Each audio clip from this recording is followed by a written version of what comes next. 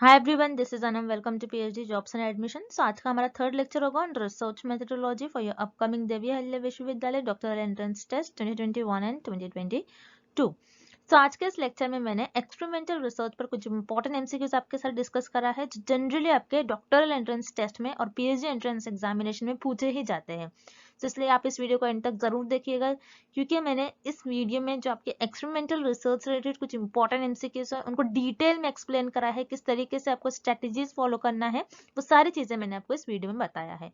उसी के साथ साथ वीडियो स्टार्ट करने से पहले मैं आपको बता दूं कि आपकी प्रिपरेशंस के लिए हमने research methodology, data interpretation, mathematical reasoning, जो आपके डॉक्टरल एंट्रेंस टेस्ट का सिलेबस होता है, आपको इन सारे सिलेबस पर आपके mathematical reasoning, logical reasoning, data interpretation और रिसर्च मेथोडोलॉजी, इन सारे आपको इन पर हम आपको लेक्चर्स प्रोवाइड करते हैं, नोट्स प्रोवाइड करते हैं, मॉक टेस्ट प्रोवाइड करते हैं और प्रैक्टिस एमसीक्यूज पीडीएफ प्रोवाइड करते हैं, जिससे कि आप आपके पीएचडी एंट्रेंस एग्जामिनेशन को और डॉक्टरल एंट्रेंस एग्जामिनेशन को इजीली क्रैक कर पाते हो।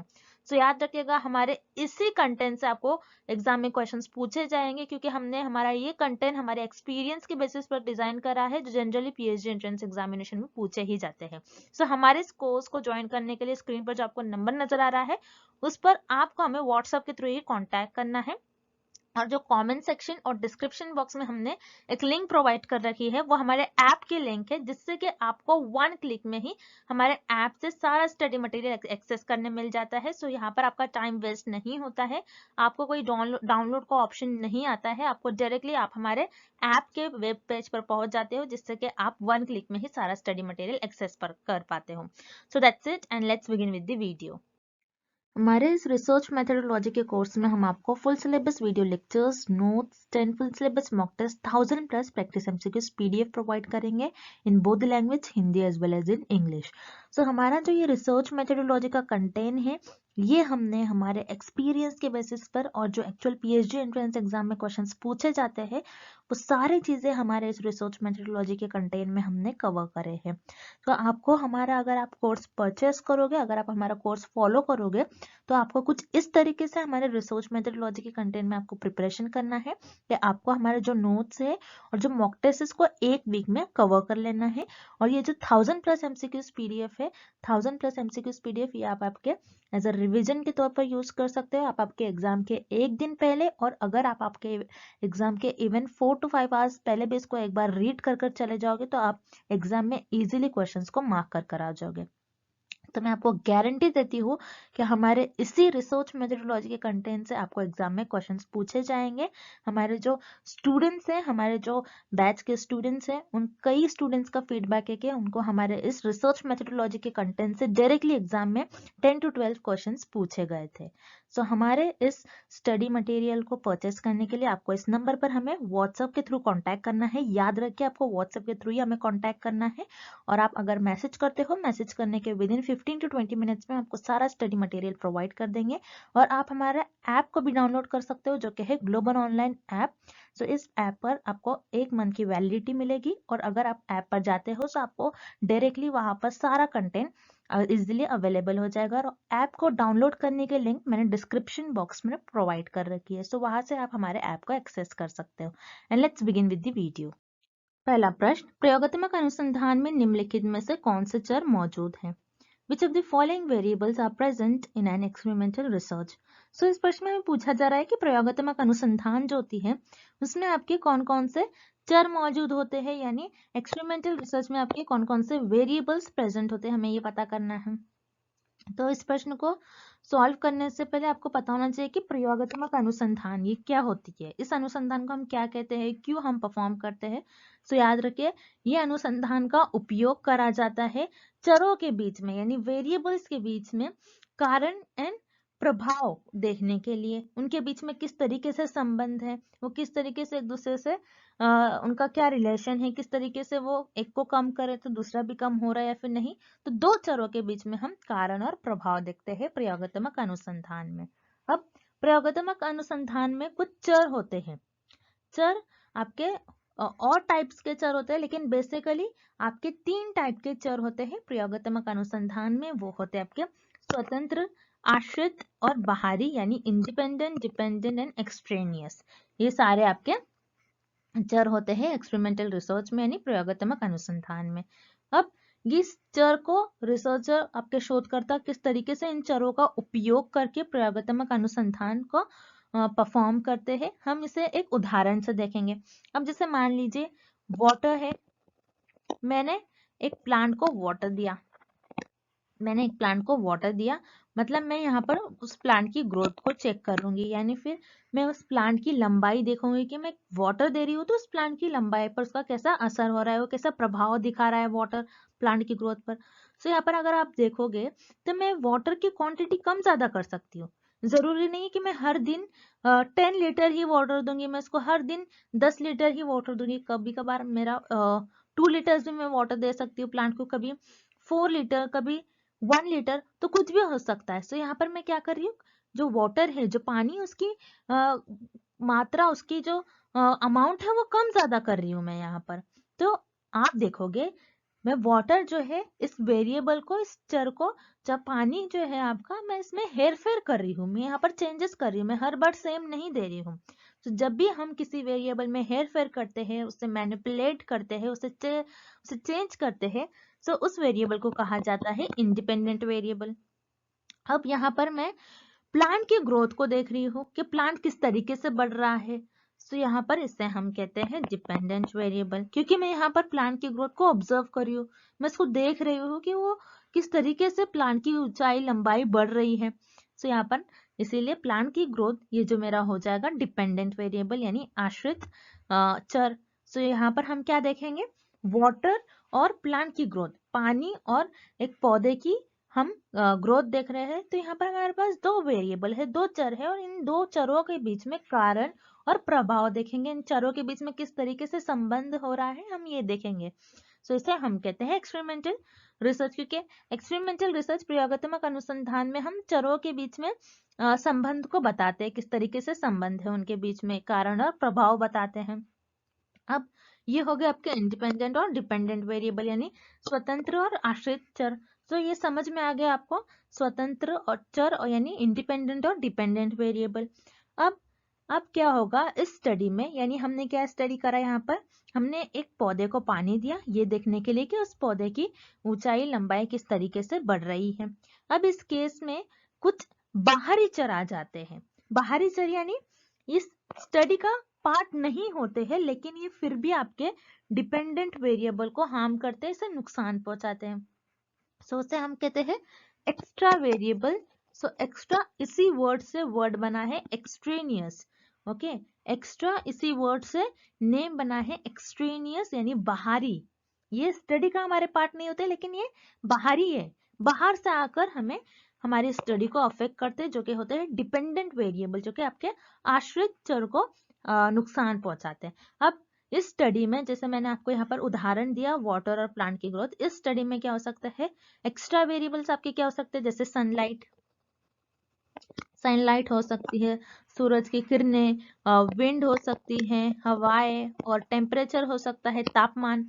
ओके, सो ये सारे जो चीजें हैं आपके, तापमान, हवाएं और जो सूरज की किरणें हैं, ये आपके जो डिपेंडेंट वेरिएबल है इसको हार्म पहुंचा सकती है। हो सकता है कि सनलाइट की वजह से आपकी प्लांट की ग्रोथ हो, विंड की वजह से आपकी प्लांट की ग्रोथ हो, टेम्परेचर की वजह से आपकी प्लांट की ग्रोथ हो, यानी आपकी जो सूरज की किरणें आ रही है, हवाएं है, और जो आपका तापमान है, उसकी वजह से आपके पौधा बढ़ रहा है। लेकिन आप अगर ये स्टडी करोगे तो आपको क्या लगेगा, नहीं, वाटर की वजह से ही हमारी प्लांट की ग्रोथ हो रही है। लेकिन क्या होता है, जो एक्स्ट्रा वेरिएबल्स होता है वो आपके डिपेंडेंट वेरिएबल को अफेक्ट करते हैं। सो ये होते हैं आपके एक्स्ट्रा वेरिएबल्स। सो ये समझ में आ गया आपको उदाहरण। सो यस, हमारी जो प्रयोगात्मक अनुसंधान होती है उसमें इंडिपेंडेंट, डिपेंडेंट, एक्सट्रेनियस, स्वतंत्र, आश्रित और बाहरी, ये सारे चर मौजूद होते हैं। इसलिए इस प्रश्न का आपका सही उत्तर हो जाएगा विकल्प डी, उपयुक्त सभी और ऑल दी अबव। अगला प्रश्न, प्रायोगिक अनुसंधान में डैश चर जिसे आप प्रयोग के परिणाम को प्रभावित करने के लिए हेरफेर करते हैं। In experimental research dash variable you manipulate in order to affect the outcome of an experiment. तो इस प्रश्न में पूछा जा रहा है कि आपके प्रायोगिक अनुसंधान में एक कौन सा ऐसा चर होता है जिसे आप मैनिपुलेट करते हो, जिसे आप उसमें चेंजेस करते हो, उससे हेर फेर करते हो और देखते हो कि आपके जो रिजल्ट आ रहे हैं, आपके जो एक्सपेरिमेंट के आउटकम्स आ रहे हैं, जो आपके परिणाम आ रहे हैं, वो किस तरीके से आ रहे हैं, उसे हम देखते हैं, उसे आप ऑब्जर्व करते हैं। सो वो एक कौन सा वेरिएबल है जिसके मैनिपुलेट करने से, जिसमें हेर फेर करने से हमें कुछ आउटकम दिखते हैं, यानी हमें कुछ परिणाम दिखते हैं हमें हमारे प्रायोगिक अनुसंधान के। सो याद रखिए वो वेरिएबल, वो चर होता है आपका इंडिपेंडेंट वेरिएबल और स्वतंत्र चर। जैसा कि हमने एग्जाम्पल देख लिया, अब हम दूसरी एग्जाम्पल देख लेते हैं। अब मैं आपको दूसरी एग्जाम्पल देती हूँ। जैसे मान लीजिए स्मोकिंग और लंग्स। अब क्या हो रहा है, मान लीजिए आपने ज्यादा स्मोकिंग करी तो आपका लंग्स क्या होगा, ज्यादा खराब हो सकता है आपका लंग्स। आपने ज्यादा स्मोक कर लिया, आपने ज्यादा, मान लीजिए फॉर एग्जांपल आपने ज्यादा कुछ स्मोक कर लिया, या फिर कुछ ऐसे एरिया है जिससे बहुत ज्यादा, जिसमें धुआं आ रहा है, सो आपका क्या होता है, लंग्स अफेक्ट हो जाता है उस वजह से। सो स्मोकिंग क्या करते हैं, आप कभी ज्यादा कर लो तो आपका लंग्स ज्यादा अफेक्ट हो जाएगा। कभी आपने मान लीजिए स्मोकिंग बहुत कम मात्रा में करी है, सो यहाँ पर आपका जो लंग है ये कम अफेक्ट हो जाएगा, आपके कम चांसेस है कि आपको लंग कैंसर हो। अगर जिस व्यक्ति ने ज्यादा स्मोकिंग करा है तो उसका लंग भी ज्यादा अफेक्ट हो जाएगा। सो यहाँ पर क्या देख रहे हैं हम कि स्मोकिंग जो है ये इंडिपेंडेंट वेरिएबल है, क्योंकि लंग्स को तो हम ऑब्जर्व कर रहे हैं। हम ये देखेंगे कि जो व्यक्ति है वो ज्यादा स्मोकिंग करता है तो क्या उसका लंग ज्यादा खराब होने के चांसेस है, उसका लंग ज्यादा अफेक्ट होने के चांसेस है, कि उसे लंग कैंसर होने के ज्यादा चांसेस है। या फिर कोई व्यक्ति ऐसा है जो कम स्मोकिंग कर रहा है, तो ज्यादा स्मोकिंग करो या फिर कम स्मोकिंग करो, लेकिन आपका लंग्स तो अफेक्ट होगा ही। सो यहाँ पर क्या कर रहे हैं हम, स्मोकिंग का जो अफेक्ट है आपका, स्मोकिंग की जो क्वांटिटी, कोई पर्सन ज्यादा स्मोक करता है, कोई पर्सन कम स्मोक करता है। सो यहाँ पर जो स्मोकिंग है ये आपका इंडिपेंडेंट वेरिएबल है। अगर मैं स्टडी कर रही हूँ, यहाँ पर मैंने एक अध्ययन करा, मुझे ये देखना है, यहाँ पर मान लीजिए मुझे पता नहीं है कि जो पर्सन स्मोकिंग करते हैं तो उनके लंग पर क्या अफेक्ट होता है, किस तरीके से उनका लंग खराब होने के चांसेस है, मैं ये देखूंगी। मैं यहाँ पर ये अध्ययन कर रही हूँ। तो मान लीजिए मुझे ये देखना है कि जो पर्सन ज्यादा स्मोकिंग करते हैं तो उनका लंग ज्यादा खराब होता है या फिर कम खराब होता है। जो व्यक्ति कम स्मोकिंग कर रहे तो उनका लंग किस तरीके से काम करता है, क्या उनका लंग काम करना बंद हो जाता है, किस तरीके से उनमें क्या चेंजेस आते हैं, उनके लंग्स में कौन से डिसीज होंगे उन्हें। तो यहाँ पर मैं स्मोकिंग की क्वांटिटी कम ज्यादा कर रही हूँ, उसमें मैं हेर फेर कर रही हूँ। ओके, हेयर फेयर का मतलब होता है मैं चेंजेस कर रही हूँ, उसे मैनिपुलेट कर रही हूँ। मैनिपुलेट का मतलब होता है उसमें हेयर फेयर करना, उसमें कुछ चेंजेस करना। सो ये होता है आपका इंडिपेंडेंट वेरिएबल। सो हमें इस प्रश्न में यही पूछा गया है कि कौन सा ऐसा चर है जिसे आप हेयर फेयर करते हो, जिसमें आप मैनिपुलेट करते हो, ये देखने के लिए कि आपका जो दूसरा वेरिएबल है, आपका जो रिजल्ट आने वाले हैं, यानी हम इस पर रिजल्ट ही देखेंगे ना, लंग्स पर कैसा रिजल्ट आ रहा है, हमारा क्या हो रहा है लंग्स पर। सो इसे हम ऑब्जर्व करेंगे, हमारे रिजल्ट के आउटकम हमें मिलेंगे। किसे, ऐसा वेरिएबल जिसको हम हेयर फेयर करते हैं, जिसे हम मैनिपुलेट करते हैं। सो वो वेरिएबल आपका हो जाएगा इंडिपेंडेंट स्वतंत्र चर। डिपेंडेंट तो यहाँ पर आपका लंग्स हो जाएगा, जिसे हम हेरफेर नहीं कर सकते। याद रखिएगा डिपेंडेंट वेरिएबल को, यानी निर्भर चर को हम उसे हम कुछ हेरफेर नहीं कर सकते उसमें, ना ही यहाँ पर आप कोई चेंजेस कर सकते, ना ही इसे आप मैनिपुलेट कर सकते। उसे यहाँ पर आपका विकल्प ए गलत उत्तर हो जाएगा। उसी तरीके से विकल्प सी कंट्रोल वेरिएबल्स, यानी नियंत्रण चर। सो ये क्या होते हैं कंट्रोल वेरिएबल। अब जैसे कि इस स्टडी में आपके एक्सट्रेनियस वेरिएबल जो होते हैं, एक्सट्रेनियस वेरिएबल जो कि एक्स्ट्रा वेरिएबल्स होते हैं स्टडी में, जो आपके डिपेंडेंट वेरिएबल को अफेक्ट करते हैं। अब इस केस में एक्स्ट्रा वेरिएबल्स क्या होंगे, मान लीजिए कोई ऐसा पर्सन है जिनको जो स्मोकिंग करता है लेकिन उन्हें कुछ और भी डिसीज है, कोई हार्ट डिसीज है मान लीजिए उन्हें। तो ये सारे एक्सट्रेनियस वेरिएबल हो गए। हो सकता है ये भी आपके लंग को अफेक्ट करे, कुछ और भी डिसीज है जो कि आपके लंग को अफेक्ट करे। तो ये एक्सट्रेनियस वेरिएबल होते हैं। और जब भी शोधकर्ता अपनी एक्सपेरिमेंटल रिसर्च परफॉर्म करते हैं, प्रायोगिक अनुसंधान का उपयोग करते हैं, उस वक्त जो एक्स्ट्रा वेरिएबल्स होते हैं उन्हें कंट्रोल करने की कोशिश करते हैं। इसे हम कहते हैं नियंत्रण चर और कंट्रोल वेरिएबल। सो यहाँ पर हम कंट्रोल वेरिएबल में कोई हेरफेर नहीं कर सकते, ना ही उससे मैनिपुलेट करते हैं। सो यहाँ पर आपका विकल्प सी गलत उत्तर हो जाएगा। इस प्रश्न का आपका सही उत्तर हो जाएगा विकल्प बी, इंडिपेंडेंट वेरिएबल स्वतंत्र चर। अगला प्रश्न, प्रायोगिक अनुसंधान में आश्रित चर को के रूप में भी जाना जाता है। In experimental research the dependent variable is also known as. तो इस प्रश्न में पूछा जा रहा है कि प्रायोगिक अनुसंधान यानी एक्सपेरिमेंटल रिसर्च में जो आपका डिपेंडेंट वेरिएबल होता है, जो आश्रित चर होता है, इसे हम और दूसरे कौन से नाम से जानते हैं और इसे और क्या कहते हैं, इस वेरिएबल को, इस चर को और क्या कहा जाता है, हमें ये पता करना है। तो याद रखिएगा, आश्रित चर यानी आपका डिपेंडेंट वेरिएबल, इसको हम रिस्पॉन्स वेरिएबल भी कहते हैं, यानी प्रतिसाद चर। तो प्रतिसाद चर क्या होता है, रिस्पॉन्स चर क्या होता है, क्यों हम इसे रिस्पॉन्स कहते हैं। अब जैसे एक एग्जाम्पल ले लीजिए, फिर से हम वो एग्जाम्पल ले लेंगे, जैसे प्लांट है और वाटर है, मान लीजिए, सॉरी वाटर है, आपने क्या करा, वाटर है, वाटर का आप अफेक्ट देख रहे हो प्लांट की ग्रोथ पर।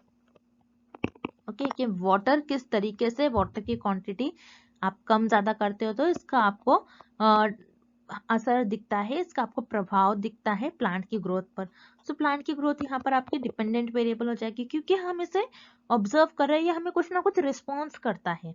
ओके, क्योंकि आप यहाँ पर इंडिपेंडेंट वेरिएबल में हेर फेर करते हो, उसको चेंज करते हो, उसको मैनिपुलेट करते रहते हो, ये देखने के लिए ये किस तरीके से इसका प्रभाव हो रहा है, हम किस चीज को ऑब्जर्व करेंगे इस केस में, आपकी प्लांट की ग्रोथ को, उससे हम ऑब्जर्व करेंगे, उससे हम देखेंगे।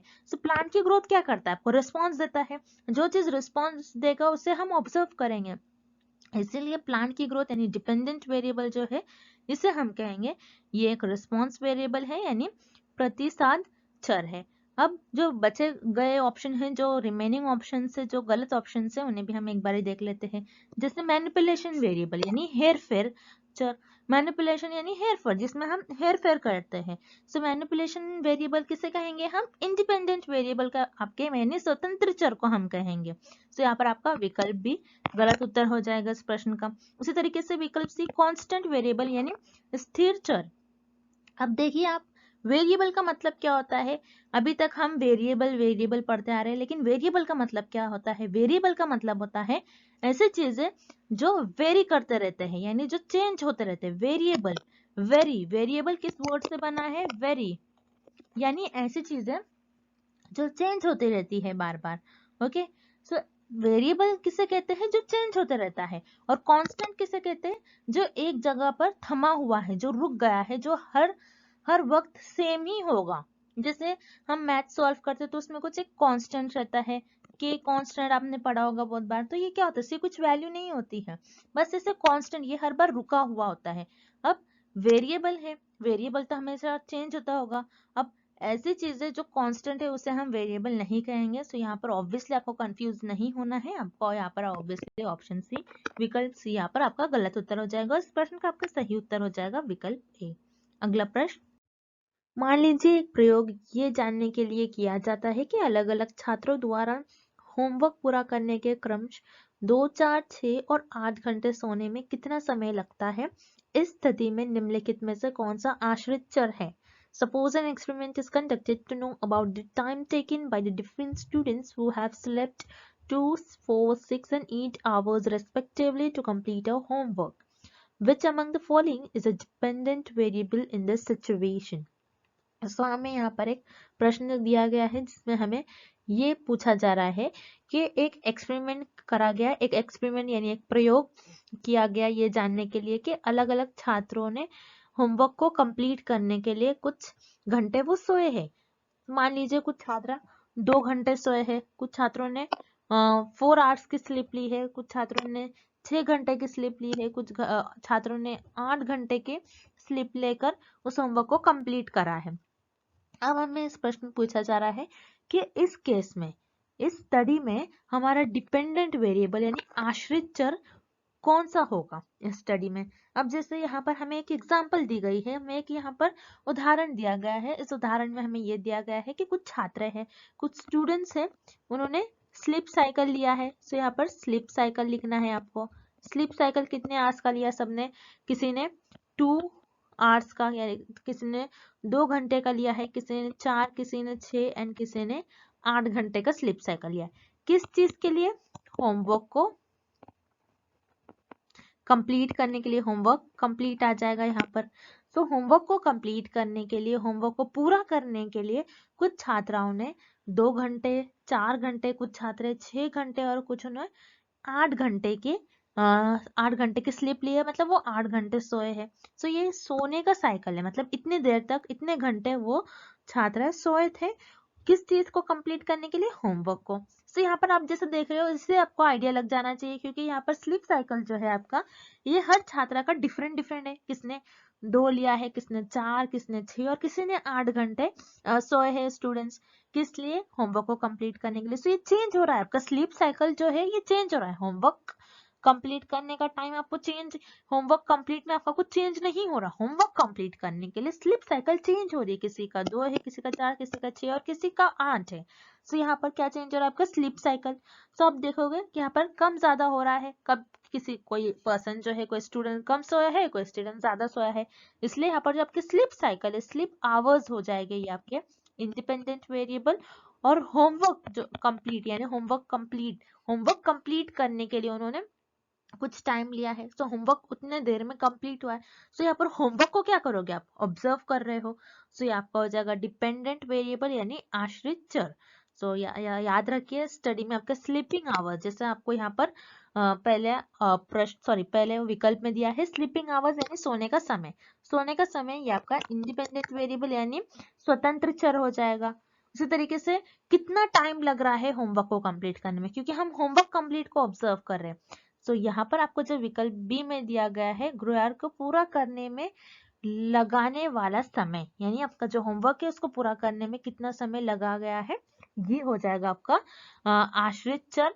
सो यहाँ पर आपका विकल्प भी सही हो जाएगा। स्टूडेंट यानी छात्रों इस प्रश्न का उत्तर ही नहीं होगा, क्योंकि यहाँ पर 2 ही वेरिएबल हमें दिया गया है। एक है स्लीपिंग साइकिल आपका, यानी कितने साइकिल की स्टूडेंट्स ने, छात्राओं ने कितने घंटे वो सोए हैं एक होमवर्क को पूरा करने के लिए। सो यहाँ पर आपका स्टूडेंट्स, ये तो कोई वेरिएबल ही नहीं हो जाएगा स्टडी में। सो इस प्रश्न का आपका सही उत्तर हो जाएगा विकल्प B, time taken to complete the homework, homework पूरा करने में लगाने वाला समय। अगला प्रश्न, एक्सपेरिमेंटल स्टडी, प्रायोगिक अध्ययन में। सो इस प्रश्न में पूछा जा रहा है कि प्रायोगिक अध्ययन में आप क्या करते हो, एक्सपेरिमेंटल स्टडी में आप क्या क्या करते हो, हमें ये पूछा जा रहा है इस प्रश्न में। सो हम क्या करेंगे, एक एक कर सारे विकल्प देख लेंगे। जैसे यहाँ पर आपको विकल्प ए दिया गया है, स्टैब्लिश्ड कॉज एंड इफेक्ट, यानी स्थापित कारण और प्रभाव। सो हम क्या करते हैं एक्सपेरिमेंटल यानी प्रायोगिक अनुसंधान में, प्रायोगिक स्टडी में हम क्या करते हैं, कॉज एंड इफेक्ट रिलेशनशिप को स्टैब्लिश करते हैं, यानी कारण और प्रभाव संबंध को बताते हैं। किस तरीके से बताओगे आप, कि इंडिपेंडेंट वेरिएबल जो होता है आपका और डिपेंडेंट वेरिएबल, ये दोनों भी वेरिएबल के बीच में, ये दोनों भी चरों के बीच में कैसा संबंध है, बेसिकली आप ये बताते हो आपके प्रायोगिक अध्ययन में।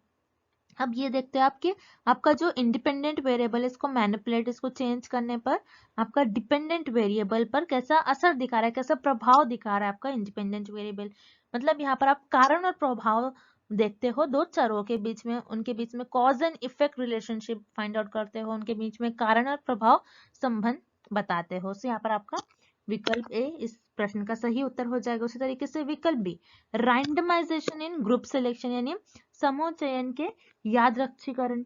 सो यस, आप क्या करते हो आपके प्रायोगिक अनुसंधान में, प्रायोगिक अध्ययन में आप क्या करते हो, जो आपका इंडिपेंडेंट वेरिएबल होता है, इंडिपेंडेंट वेरिएबल को आप रैंडमाइजेशन करते हो, यानी रैंडमली आप चुन लेते हो। अब जैसे मैंने आपको बोला था, वाटर है और प्लांट, मान लो प्लांट की ग्रोथ देख रहे हो आप, ओके, यानी आप वाटर दे रहे हो प्लांट को, तो उस प्लांट की ग्रोथ कैसी हो रही है आपको ये देखना है।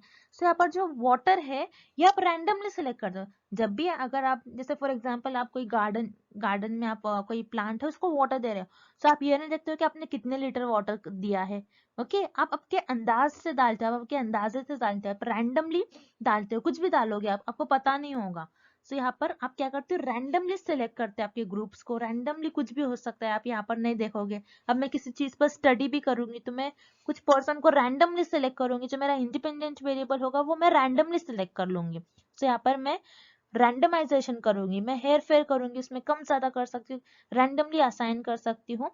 मैं सोचूंगी नहीं कि मुझे उससे ही इंफॉर्मेशन मिलेंगे, मैं इतना ही अगर वाटर दूं तभी मुझे प्लांट की ग्रोथ को ऑब्जर्व करने मिलेगा, प्लांट की ग्रोथ होगी, ऐसा नहीं सोचेंगे हम। सो याद रखिएगा, इंडिपेंडेंट वेरिएबल को हम रैंडमली असाइन करते हैं, यानी ग्रुप्स को हम जो भी ग्रुप सिलेक्ट करते हैं और इस स्टडी में हम हमारे जो एक्सपेरिमेंटल स्टडी होती है, प्रायोगिक अध्ययन जो होती है, उसमें जो हमारा इंडिपेंडेंट वेरिएबल होता है उससे हम रैंडमली असाइन करते हैं। सो यहाँ पर आपका विकल्प बी भी इस प्रश्न का सही उत्तर हो जाएगा। उसी तरीके से विकल्प C, the dependent variable can be manipulated, यानी आश्रित चर में हेर फेर किया जा सकता है। नहीं, याद रखिएगा, बहुत इंपॉर्टेंट है, आप कभी भी आपके आश्रित चर में हेरफेर नहीं कर सकते हो, उसे मैनिपुलेट नहीं कर सकते, उसमें कोई चेंजेस नहीं कर सकते हो, सिर्फ और सिर्फ आप आपके इंडिपेंडेंट यानी स्वतंत्र चर में हेरफेर कर सकते हो। सो यहाँ पर आपको जो विकल्प सी दिया गया है ये गलत है। सो इस प्रश्न का आपका सही उत्तर हो जाएगा विकल्प D, both A and B, यानी आपके यहाँ पर विकल्प ए और बी ये दोनों भी सही उत्तर हो जाएंगे इस प्रश्न के। अगला प्रश्न, प्रायोगिक अनुसंधान में नियंत्रण चर वो चर है जो है। In an experimental research, the control variables are the variables that are. तो इस प्रश्न में हमें पूछा जा रहा है कि प्रायोगिक अनुसंधान यानी एक्सपेरिमेंटल रिसर्च में आपके नियंत्रण चर यानी कंट्रोल वेरिएबल्स, ये वेरिएबल्स कौन से वेरिएबल्स होते हैं? क्या इन वेरिएबल्स को हम प्रायोगिक अनुसंधान में क्या करते हैं? क्या हम हमारे जब एक्सपेरिमेंट होते हैं यानी हम हमारा जो प्रयोग होते हैं उसके दौरान हम उसे बदलते रहते हैं, या फिर हम प्रयोग के दौरान उसे लगातार सेम रखते हैं, या फिर आपका जो प्रयोग होता है उसके दौरान हम उसे ऑब्जर्व करते हैं यानी हम उसे देखते हैं। सो हम एक एक करके सारे विकल्प देखेंगे। अब जैसे यहाँ पर चेंज ड्यूरिंग एक्सपेरिमेंट यानी प्रयोग के दौरान बदलते रहता है, कौन सा एक ऐसा वेरिएबल है जो आपके एक्सपेरिमेंट के ड्यूरिंग चेंज होता रहता है, जिसे हम चेंज करते रहते हैं, वो होता है आपका इंडिपेंडेंट वेरिएबल यानी आपका स्वतंत्र चर। तो स्वतंत्र चर को हम हमारे एक्सपेरिमेंट में बदलते रहते हैं, चेंज करते रहते हैं। तो यहाँ पर आपका विकल्प ए गलत हो जाएगा, क्योंकि हमें यहाँ पर कंट्रोल वेरिएबल के बारे में यानी नियंत्रण चर के बारे में पूछा जा रहा है, ना कि स्वतंत्र चर के बारे में। उसी तरीके से डायरेक्टली हम आपके ऑप्शन सी पर जाएंगे, ऑब्जर्व ड्यूरिंग द एक्सपेरिमेंट यानी प्रयोग के दौरान देखा गया, यानी हम चीजों को देखते हैं, ऑब्जर्व करते हैं, ये हम डिपेंडेंट वेरिएबल को करते हैं। डिपेंडेंट वेरिएबल को हम ऑब्जर्व करते हैं यानी आश्रित चर को हम देखते रहते हैं कि उसमें किस तरीके से इंडिपेंडेंट वेरिएबल को चेंज करने से उसमें किस तरीके से प्रभाव, उसमें किस तरीके से हमें बदलाव दिख रहा है। तो यहाँ पर आपका ऑप्शन सी यानी विकल्प सी गलत हो जाएगा, क्योंकि हमें डिपेंडेंट वेरिएबल से रिलेटेड ऑप्शन नहीं पूछा गया, क्वेश्चन नहीं पूछा गया है। उसी तरीके से विकल्प बी बच गया अभी, जो कांस्टेंट ड्यूरिंग द एक्सपेरिमेंट, जिसे हम कांस्टेंट रखते हैं, प्रयोग के दौरान हम उसे लगातार सेम रखते हैं, उसमें कोई चेंजेस नहीं करते, सेम रखते हैं, कांस्टेंट एक जैसा ही रखते हैं। सो यस, कंट्रोल वेरिएबल्स, जैसे कंट्रोल वेरिएबल्स क्या होते हैं मैंने आपको बताया, ऐसे वेरिएबल जो एक्स्ट्रा होते हैं। अब जैसे मान लीजिए हम फिर से एग्जांपल लेंगे और मैं इसको जल्दी से बताऊंगी। अब प्लांट है और वाटर है, वाटर की क्वांटिटी से अपनी आपकी प्लांट की ग्रोथ आप ऑब्जर्व कर रहे हो। सो इस केस में आपके एक्स्ट्रा वेरिएबल्स कौन से हो जाते हैं? सनलाइट, विंड, टेम्परेचर यानी सूरज की किरणें, हवाएं, तापमान, ये सारे आपके एक्सट्रेनियस वेरिएबल हो जाते हैं यानी बाहरी चर हो जाते हैं। सो ये बाहरी चर आपके डिपेंडेंट वेरिएबल को अफेक्ट ना करे, उसे हार्म ना पहुंचाए, इसीलिए रिसर्चर इनको कंट्रोल करने की कोशिश करते हैं, यानी इनको कांस्टेंट रखते हैं एक्सपेरिमेंट के दौरान, इनको सेम ही रहने देते हैं, इनका अफेक्ट जो होता है उसको कम करते थे, उनको कंट्रोल करने की कोशिश करते हैं, इसलिए हम इसे कहते हैं कंट्रोल वेरिएबल्स। और कंट्रोल वेरिएबल्स को हमेशा जो रिसर्चर होते हैं, शोधकर्ता होते हैं, वो कांस्टेंट रखते हैं, इसलिए इस प्रश्न का आपका सही उत्तर हो जाएगा विकल्प बी। अगला प्रश्न, प्रायोगिक अनुसंधान में डैश चर अध्ययन के उद्देश्य से संबंधित नहीं है लेकिन आश्रित चर को प्रभावित कर सकता है। In experimental research, dash variable is not related to the purpose of this study but may affect the dependent variable. तो इस प्रश्न में पूछा जा रहा है कि प्रायोगिक अनुसंधान में कौन सा एक ऐसा वेरिएबल होता है, कौन सा एक ऐसा चर होता है जो हमारे अध्ययन का उद्देश्य नहीं होता है, लेकिन ये फिर भी आपके आश्रित चर को प्रभावित करता है, उसे हार्म करता है, ओके, उसे अफेक्ट करता है। सो वो चर होता है आपका एक्सट्रेनियस वेरिएबल यानी बाहरी चर। क्योंकि रिस्पॉन्स वेरिएबल क्या होता है? ये आपका डिपेंडेंट वेरिएबल होता है, रिस्पॉन्स वेरिएबल जिसे हम डिपेंडेंट वेरिएबल कहते हैं। सो इंडिपेंडेंट वेरिएबल और डिपेंडेंट वेरिएबल ये दोनों भी आपकी जो है रिसर्च का, आपकी प्रायोगिक अनुसंधान का मेन उद्देश्य होता है। आप यही देखते हो कि आपके इंडिपेंडेंट और डिपेंडेंट वेरिएबल के बीच में कैसा संबंध है, उनके बीच में कैसा कॉजल रिलेशनशिप है, यानी कारण और प्रभाव संबंध किस तरीके से एक वेरिएबल दूसरे वेरिएबल पर प्रभावित है, किस तरीके से उनका अफेक्ट हो रहा है। एक वेरिएबल के अगर हम चेंज कर रहे हैं, उसे हेरफेर करें, तो उसका अफेक्ट किस तरीके से डिपेंडेंट वेरिएबल पर हमें देखने मिलता है। तो ये तो मेन वेरिएबल होते हैं, ये तो हमारे स्टडी का पार्ट होता है। लेकिन जो बाहरी चर होते हैं, जो हमारे डिपेंडेंट वेरिएबल को असर करते हैं, उसे अफेक्ट करते हैं, उसे प्रभावित करते हैं, ये हमारे स्टडी का पार्ट नहीं होते हैं, ना ही उद्देश्य होते हैं हमारे प्रायोगिक अनुसंधान का। इसलिए इस प्रश्न का आपका सही उत्तर हो जाएगा विकल्प सी। अगला प्रश्न, निम्नलिखित में से कौन प्रायोगिक अनुसंधान की विशेषता नहीं है? Which of the following is not the characteristic of an experimental research? So इस प्रश्न में पूछा जा रहा है कि दिए गए विकल्पों में से कौन सा एक ऐसा विकल्प है जिसमें हमें प्रायोगिक अनुसंधान की विशेषता नहीं दी गई है, यानी एक्सपेरिमेंटल रिसर्च की कैरेक्टरिस्टिक नहीं दी गई है। तो हम एक एक करके सारे विकल्पों को देखेंगे। विकल्प पे आपको दिया गया है an independent variable is manipulated, यानी हम स्वतंत्र चर में क्या करते हैं, हेरफेर करते हैं, जैसा हमने पिछले सारे प्रश्नों में देख लिया था। सो यहाँ पर आपके मान लीजिए जो प्रश्न मैं आपको बता रही हूँ, ये आपकी एक प्रैक्टिस हो रही है इस प्रश्नों से।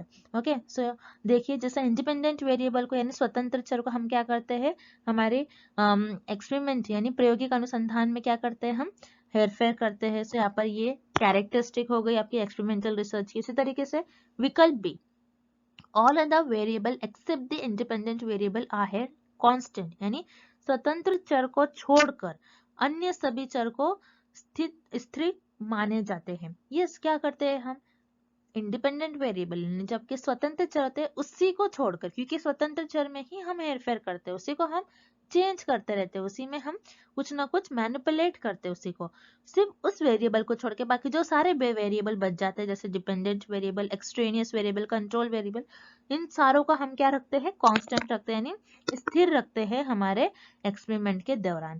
तो यहाँ पर ये भी आपका कैरेक्टरिस्टिक हो गया एक्सपेरिमेंटल रिसर्च का। इसी तरीके से विकल्प C, the effect of manipulation of the dependent variable on the independent variable is observe, यानी स्वतंत्र चर पर आश्रित चर के हेरफेर का प्रभाव देखा जा सकता है।